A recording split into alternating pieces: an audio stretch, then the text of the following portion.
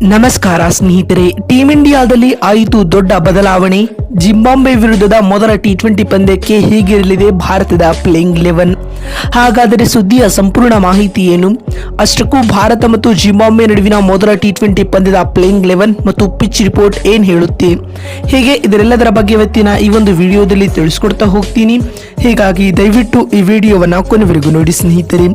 ಆದರೆ ಅದಕ್ಕಿಂತಲೂ ಮುನ್ನ ನಿಮ್ಮ ಪ್ರಕಾರ ಈ ಮೊದಲ ಟಿ20 ಪಂದ್ಯವನ್ನ ಯಾರು ಗೆಲ್ಲಬಹುದು ಎನ್ನುವ ನಿಮ್ಮ ಅನಿಸಿಕೆ ಹಾಗೂ ಅಭಿಪ್ರಾಯಗಳನ್ನ ಕಾಮೆಂಟ್ ಮಾಡುವ ಮೂಲಕ ತಪ್ಪದೇ ತಿಳಿಸಿ. ಹೌದು ಸ್ನೇಹಿತರೆ, ಶುಭ್ಮನ್ ಗಿಲ್ ನಾಯಕತ್ವದಲ್ಲಿ ಟೀಂ ಇಂಡಿಯಾವು ತನ್ನ ಮೊದಲ ಟಿ20 ಪಂದ್ಯವನ್ನ ಜಿಂಬಾಬ್ವೆ ವಿರುದ್ಧ ಹರಾರೆಯ ಸ್ಪೋರ್ಟ್ಸ್ ಕ್ಲಬ್ ಮೈದಾನದಲ್ಲಿ ಆಡಲಿದೆ.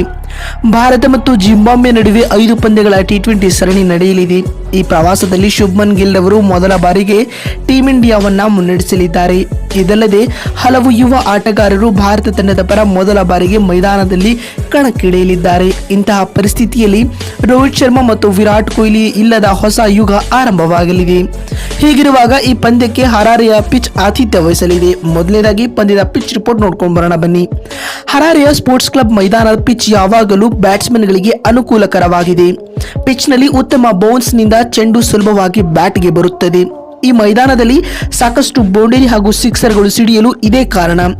ಆದರೆ ಆಟ ಮುಂದುವರೆದಂತೆ ಪಿಚ್ನ ಸ್ಥಿತಿಯೂ ಬದಲಾಗುತ್ತದೆ.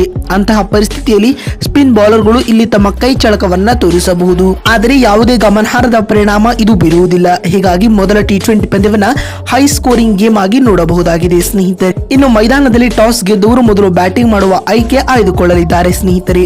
ಇನ್ನು ಇದೀಗ ಭಾರತ ಮತ್ತು ಜಿಂಬಾಬ್ವೆ ನಡುವಿನ ಮೊದಲ ಟಿ20 ಪಂದ್ಯದ ಪ್ಲೇಯಿಂಗ್ 11 ಕಡೆ ಗಮನ ಹರಿಸುವುದಾದರೆ ಆರಂಭಿಕರಾಗಿ ಶುಭ್ಮನ್ ಗಿಲ್ ಮತ್ತು ಅಭಿಷೇಕ್ ಶರ್ಮಾ ಆಡಲಿದ್ದಾರೆ ಸ್ನೇಹಿತರೆ. ಮತ್ತು 3ನೇ ಕ್ರಮಾಂಕದಲ್ಲಿ ರುತುರಾಜ್ ಗಾಯಕ್ವಾಡ್ ಬ್ಯಾಟ್ ಬೇಯಿಸಲಿದ್ದಾರೆ. 4ನೇ ಕ್ರಮಾಂಕದಲ್ಲಿ ರಿಯಾನ್ ಪರಾಗ್ ಪಾದಾರ್ಪಣೆ ಮಾಡಲಿದ್ದಾರೆ.